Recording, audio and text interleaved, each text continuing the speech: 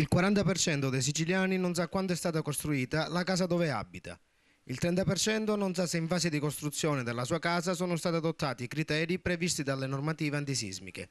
Questi sono alcuni dei dati che emergono da un recente sondaggio svolto dall'istituto di ricerca Demopolis, che ha interessato un rilevante campione di persone su tutto il territorio regionale.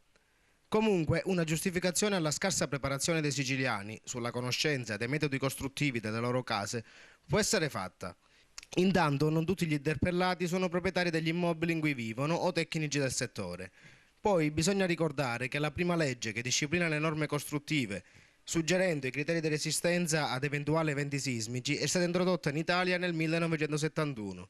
Di conseguenza, la quasi totalità degli edifici costruiti prima del 71 non fanno testo.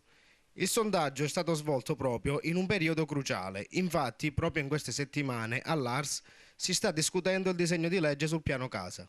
Naturalmente l'Istituto di Statistica ha ricevuto l'input anche dal tragico crollo avvenuto lo scorso 23 gennaio a Favara. La tragedia di Via del Carmine ha suscitato nella gente tanti dubbi sulla sicurezza delle loro case. Ritornando all'indagine, il 63% dei siciliani si dice favorevole al piano casa regionale, ma a condizione che sia garantita la sicurezza e il rispetto per il decoro dei centri storici. Secondo molti cittadini, il piano casa potrebbe risvegliare il settore edilizio dell'isola, portando dei benefici all'economia.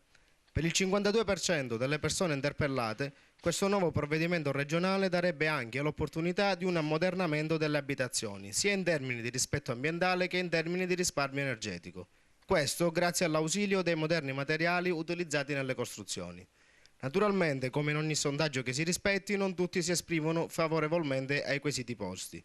Infatti, per il 37% della gente il piano casa suscita dei dubbi.